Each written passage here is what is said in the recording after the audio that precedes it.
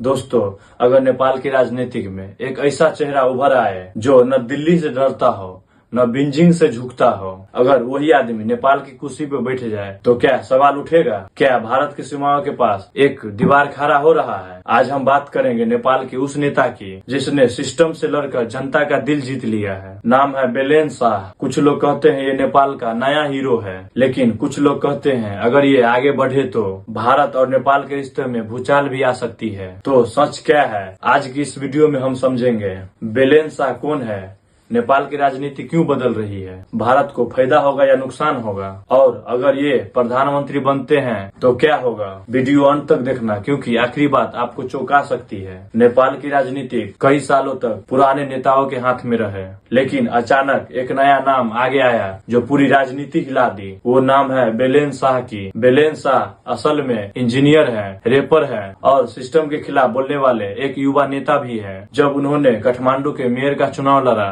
तो बड़े बड़े दल हंसते रहे, लेकिन जनता ने क्या किया, इतिहास बना दिया। उन्होंने भारी वोट से जीतकर पुरानी राजनीति को चुनौती दे दी। यही वजह है कि आज नेपाल के युवा उन्हें लोग सिस्टम बदलने वाले नेता मानते हैं। नेपाल की जनता सालों से परेशान है। क्या कारण है? भ्रष्टाचार और बेरोजगारी, धीमी विकास गति, पुराने नेताओं का दबदबा। नेपाल के लोग कहते हैं हर चुनाव में वही चेहरे और हर बार वही वादे। यही वजह है कि जब बेलेन शाह जैसे नई चेहरे आए तो युवाओं को लगा अब बदलाव आएगा, और यहीं से शुरू हुई नेपाल की राजनीति। अब समझिए असली मुद्दा। नेपाल और भारत का रिश्ता सिर्फ पड़ोसी देश का नहीं है, ये रिश्ता संस्कृति का है, धर्म का है, व्यापार का है, खुली सीमा का है। दोनों देश के बीच करीब 1800 किलोमीटर की खुली सीमा है। लाखों नेपाली भारत में काम करते हैं और भारत नेपाल का सबसे बड़ा व्यापारी साझेदार है। इसलिए अगर नेपाल की राजनीति बदली तो उसका असर भारत पर भी पड़ सकता है। अब सबसे बड़ा सवाल,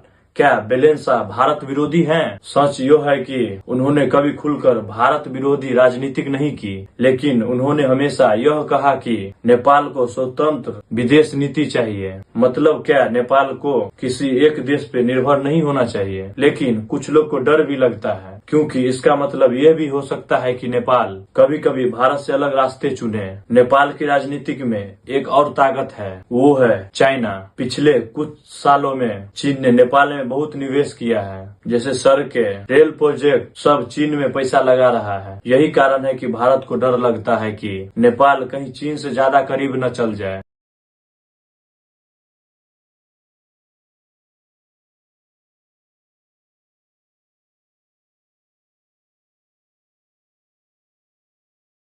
अगर भविष्य में बेलेन शाह प्रधानमंत्री बनते हैं तो उन्हें भारत और चीन के साथ, दोनों के साथ संतुलन बनाना पड़ेगा। अगर भविष्य में बेलेन शाह नेपाल के प्रधानमंत्री बनते हैं तो तीन चीजें हो सकती है। तो नेपाल की राजनीति बदल सकती है। युवा नेतृत्व, नए फैसले और भ्रष्टाचार पर सशक्ति। भारत से रिश्ते नए तरीके से बन सकते हैं। पुराने समझौते नए सिरे से चर्चा। चीन और भारत के साथ, दोनों के साथ संतुलन बना के रखना पड़ेगा। दोनों से फायदा ले सकेंगे। अब असली सवाल, क्या नेपाल भारत के लिए खतरा है? सच कहे तो खतरा नहीं, लेकिन बदलाव जरूर हो सकता है। अगर नेपाल में नई राजनीतिक आती है तो भारत को भी। It means India must now engage with a partner who has a real mandate.